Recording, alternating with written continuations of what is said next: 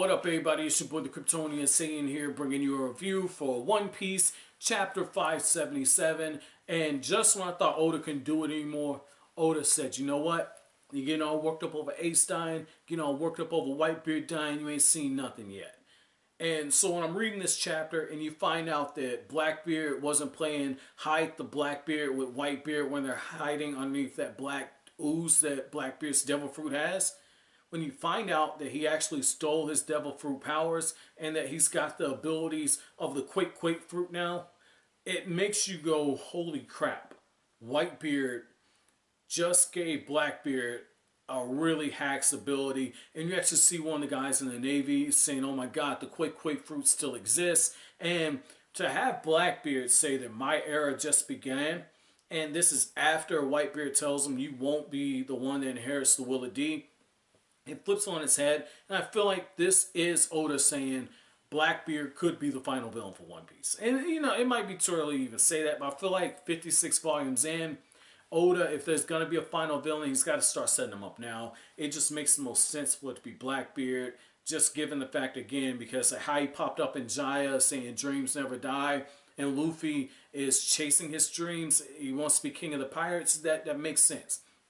Makes a lot of sense. Now, the thing I thought was most interesting is actually how this chapter opens up.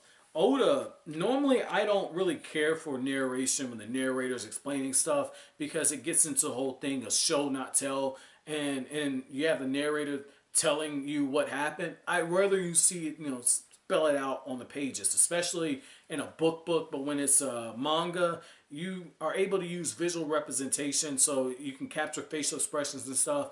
And you can use expressive art, which Oda he's good at, but he's getting better as it's going through. That's why I kind of knock the character, the female designs and whatnot like I have, but he's starting to, step it up with expressive artwork. And that's a different video, different discussion for another day. But normally I don't care for narrated dialogue boxes. I love this right here.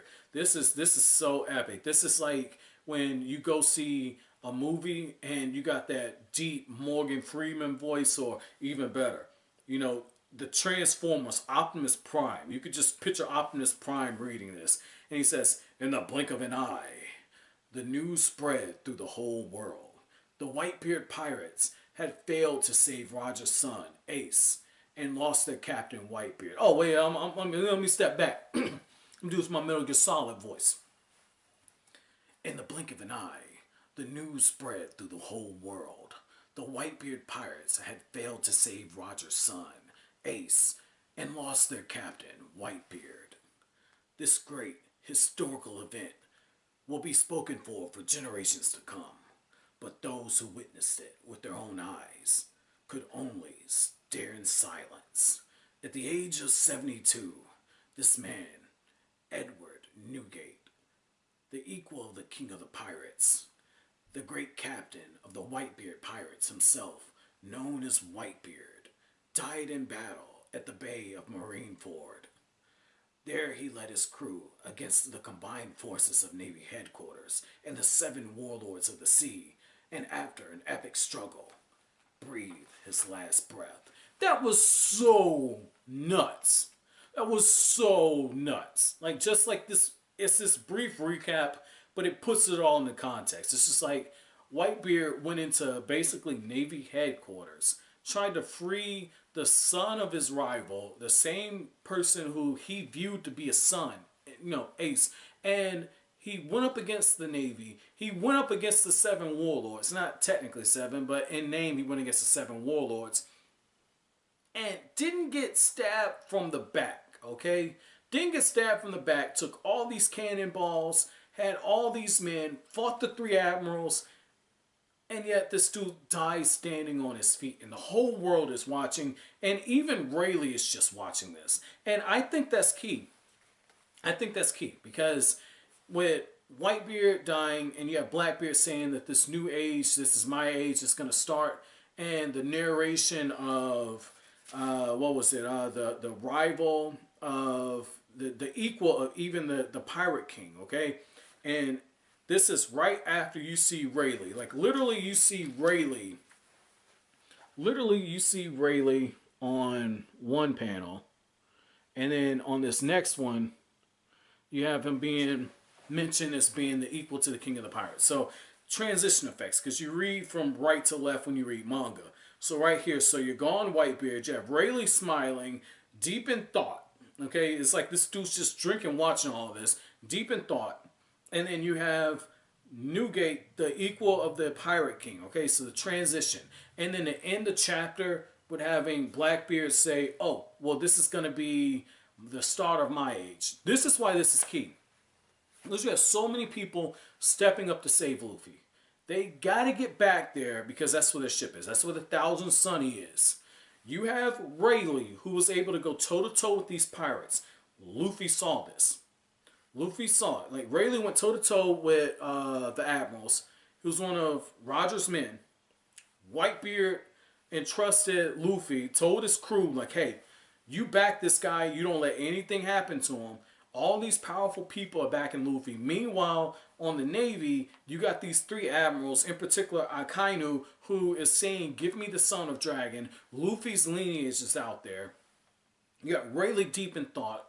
And I thought that they cut the transmission, so the transmission's still there. So Rayleigh knows that he's got the Supreme King Haki, okay? And we know Rayleigh is able to use Haki. Like, we know that just based off of the whole thing, the Celestials and getting auctioned off and all that.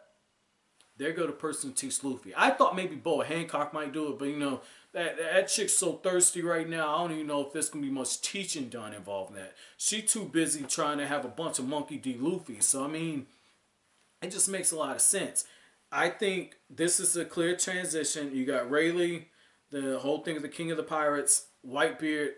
Luffy's going to get picked up by Rayleigh. If he doesn't get picked up by Rayleigh, then it's going to be somebody who was on Roger's crew. And it can't be Buggy, okay? It can't be Buggy simply for the fact that, you know, Buggy's fodder, okay? Like, even his, you know, these clowns that are following him, right? They're so powerful. Even Whitebeard says they'd be a problem. Like, oh, Buggy's just crying because his enemy turned into his rival. He died as a friend. He's shedding manly tears. It's like, no, he's shedding tears because he feels like he got himself exposed. He's like, I couldn't take his head in the end. I got scared. I got so close I couldn't do it. And even I thought that, you know, Buggy was going to take Whitebeard's head, you know. And so it makes sense, okay? Like, Buggy's still being built for something.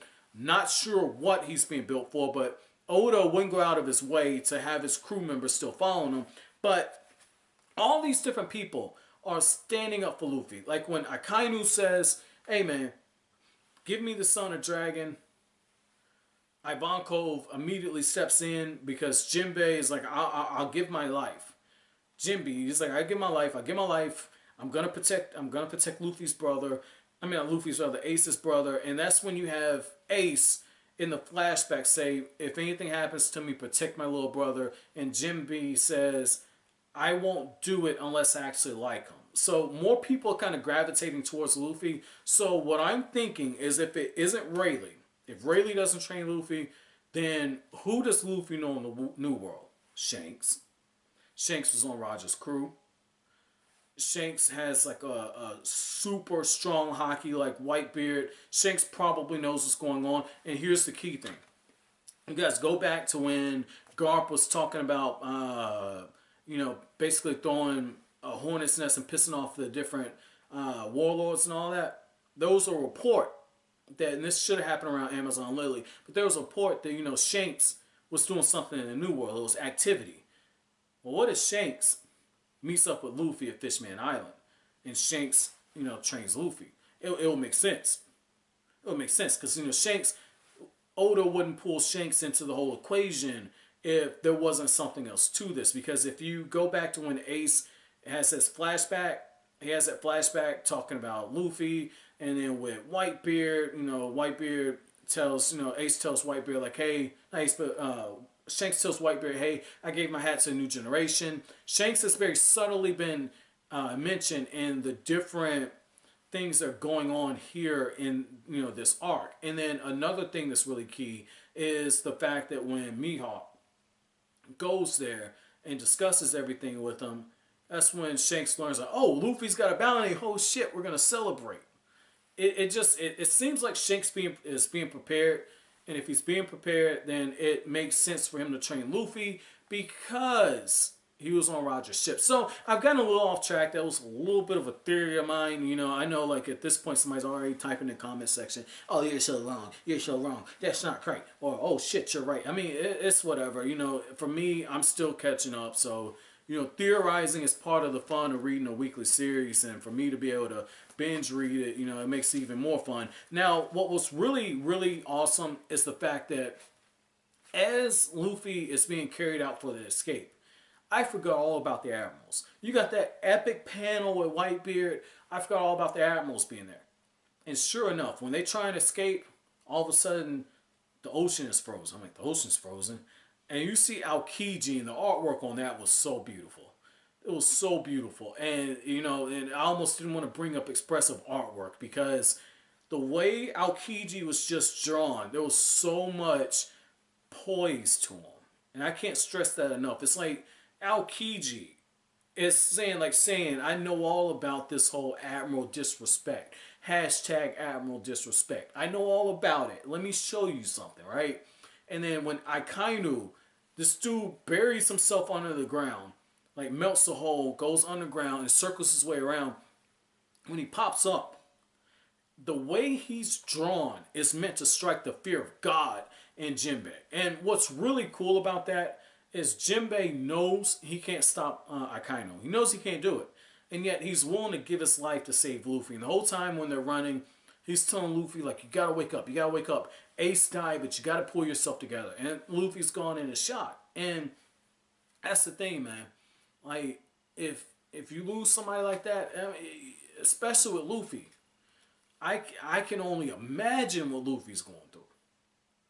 I can only imagine that. I mean, like, one really, really thing, like, I remember, like, with one of my cousins, right? When her mom died, okay? When her mom died, she slept for 16 fucking hours. Like, she was out of it. She was out of it. Because that shell shock, that's what Luffy is. I literally think that, not literally, but I think Luffy's mind has shut down on him. And Luffy is going to be in shock until he's treated. And this would be a good segue to bring Luffy back to meeting Chopper and have Chopper treat him or whatnot. That would make sense. Or maybe it had to be Chopper. It had to be Chopper. Because they all got like the paper and everything to get their way back to the ship. It's got to be Chopper, or maybe Kureha shows up. You know, I called it a witch doctor way back in the day, but maybe Kureha shows up some kind of way. But somebody has to treat Luffy and get him back on his feet. But just this whole Admiral presence while all this is going on, that's probably one thing that impressed me the most. Overall, this is a really good chapter.